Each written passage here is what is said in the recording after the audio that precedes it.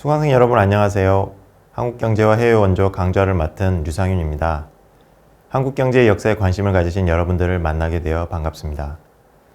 이번 강의에서는 유엔 결의로 한국의 원조를 제공하기 위해 탄생한 국제연합 한국재건단 웅크라, 그리고 웅크라의 활동 중 하나로서 작성된 네이산 보고서에 대해 검토해 보고자 합니다. 웅크라는 1950년 12월 1일 유엔 총회 결의 410V호에 기반해 설립됐습니다. 여기서 V는 제5차 유엔 총회를 의미합니다.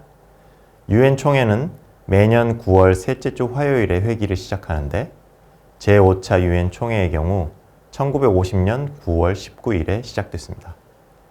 이 결의안의 채택에 이르기까지의 과정을 거슬러 올라가면 10월 7일 유엔 총회에서 채택된 한국 독립에 관한 결의 376V호가 먼저 있었습니다.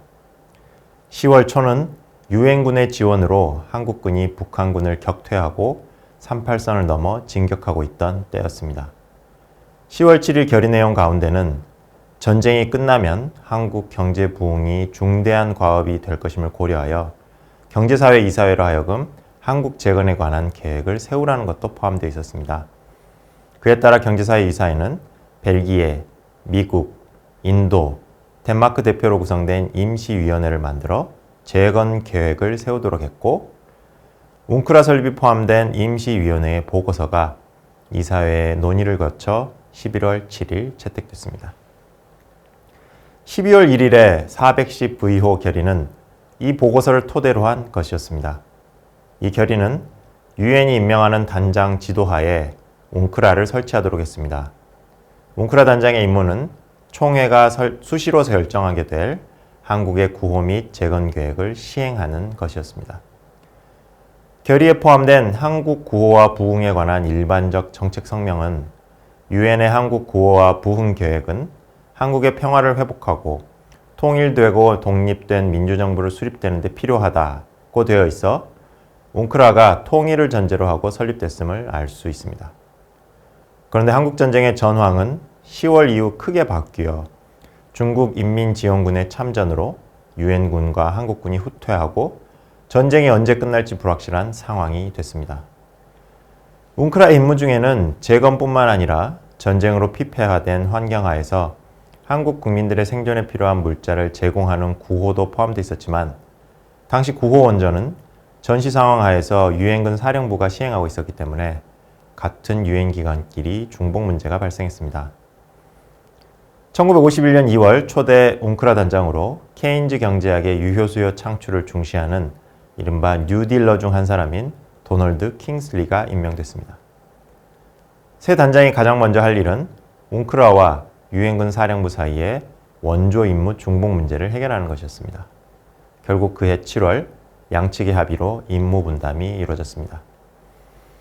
합의에 따르면 전쟁이 종료될 때까지 구호 임무를 유엔군 사령부에서 전담하고 웅크라는 기술 원조와 장기 계획 수립에만 힘쓰도록 했습니다. 그리고 전쟁이 종료된 후에는 유엔의 모든 구호와 재건 활동을 웅크라가 담당하고 유엔군 사령부는 구매나 운송 등에서만 지원할 수 있도록 했습니다. 전쟁 종료 시점이 불투명한 상황이었기 때문에 웅크라는 사실상 할 수 있는 일이 많지 않았습니다. 실제로 1952년까지 한국에 제공된 웅크라 원조는 200만 달러에 불과했습니다. 1952년 중반 들어 전선이 고착화되어 후방 지역은 일상을 회복하는 한편 휴전협정이 장기화되어 더 이상 재건을 미룰 수 없는 상황이 됐습니다. 그러자 웅크라도 임무 수행에 힘을 내기 시작했습니다. 재건 계획 수립과 관련해서는 1952년 8월 네이산 협회라는 민간 회사와 용역 계약을 체결했습니다. 10월에는 킹슬리 단장이 한국을 방문해 1953년 6월까지 7천만 달러의 부흥 사업을 실시할 계획이라고 발표했습니다. 그 내역은 식량, 비료 등 수입에 1,400만 달러, 공업기계 수입에 1,150만 달러, 교육 800만 달러 등이었습니다. 네이산 협회와의 계약을 좀 더 자세히 들여다보겠습니다. 네이산 협회를 설립한 로버트 네이산은 킹슬리 단장과 같이 미국 민주당 정부에서 일했고 서로 아는 사이였습니다.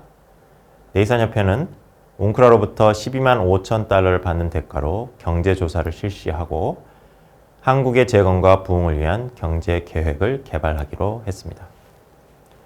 당시 킹슬리와 네이산이 공식적으로 주고받은 편지에 따르면 조사 보고의 강조점을 한국의 자원과 잠재력에 대한 평가와 분석, 그리고 그러한 잠재력의 성취를 극대화하기 위해 고안된 조정되고 현실적인 정책 제안이라는 두 가지 점에 두기로 한 것을 알 수 있습니다. 인력 활용 면에서는 전임 인력 4명을 1년 동안 한국에 체제시키고 능력 있는 전문 컨설턴트가 기본적으로 한국 내에서 300인 1맨데이 동안 작업하며 네이산 본인이 계약 기간 동안 3번 한국을 방문한다는 내용도 들어있습니다. 애초에는 1952년 8월 15일 프로젝트를 시작해 1년간 조사를 실시하고 개시 3개월 후에는 예비 보고서를, 종료 시에는 최종 보고서를 웅크라에 제출하는 것으로 정해져 있었습니다. 하지만 웅크라 자문위원회에서의 논의가 늦어져 8월 1일 계약이 확정됐고 일정은 1개월 정도씩 늦어졌습니다. 9월 말 프로젝트 팀이 한국으로 파견됐고 예비 보고서는 12월 15일자로 제출됐습니다. 그리고 일반적으로 네이산 보고라고 부르는 최종 보고서는 1954년 2월에 제출되어 3월에 출간됐습니다. 이처럼 1952년 후반 들어 웅크라는 본격적인 활동을 위한 기지개를 켜고 있었습니다. 그런데 네이산협회의 인력들이 한국에서 조사를 진행하고 예비 보고서를 작성하고 있던 그때 미국 정국은 변화의 바람을 맞았습니다. 1932년 루즈벨트 대통령 당선과 함께 시작된 민주당 정부가 1952년 11월 4일 공화당 후보 아이젠하워의 당선으로 막을 내린 것입니다. 아이젠하워는 선거운동 기간에 트루먼 정부의 대규모 원조 프로그램이나 개입적인 외교정책을 비판하며 전쟁이 일어난다면 그것은 아시아인들끼리 하도록 내버려두고 우리는 자유진영을 지지하기만 하면 된다 라고 말했습니다. 아이젠하워는 대통령이 된 후에는 다시 한국 방어를 강조했지만 그의 공화당 정부는 한국 통일이 어려워진 상황을 감안해서 그리고 예산 절감을 위해 유엔을 통한 원조보다는 미국의 직접 원조를 선호했습니다. 1951년 7월에 유엔군 사령부와 웅크라의 합의는 유엔 원조만을 대상으로 한 것이었기 때문에 미국의 직접 원조가 중심이 되고 유엔 원조는 중요성을 상실한 상황에서는 웅크라의 활동 여지가 줄어들 수밖에 없었습니다. 미국 새 정부는 1953년 5월 뉴딜러인 킹슬리를 대신해 퇴역 장성인 존 비 콜터를 단장으로 임명했습니다. 이것은 전쟁 종료 후 유엔 주도의 한국 재건을 담당한다는 웅크라의 원래 임무에는 걸맞지 않은 것이었습니다. 웅크라의 역할, 그리고 한국 재건의 총괄 계획을 작성한다는 네이사팀 작업의 의미는 축소될 수밖에 없었습니다. 뿐만 아니라 네이산 협회의 조사팀은 한국 정부, 특히 이승만 대통령의 냉대를 받았습니다. 이승만은 반공 정신이 강했을 뿐 아니라 정치적 성향이 미국 공화당에 가까워서 뉴딜 동조자인 네이산에 처음부터 적대적이었습니다. 이승만은 네이산을 한 번도 만나지 않았는데 이것은 1953년 아이젠하워 정부가 파견한 타스카 사절단을 직접 환대한 것과 대비됩니다. 특히 공화당의 아이젠하워가 선거에서 승리한 후 홀대는 더 심해졌습니다. 네이산은 선거 결과를 보고 그의 실망한 마음을 일기에 이렇게 적었습니다. 이런 아이젠하워가 선거를 이겼다. 이승만은 웅크라가 우리와의 계약을 취소하고 우리를 한국 밖으로 몰아내야 한다고 했다.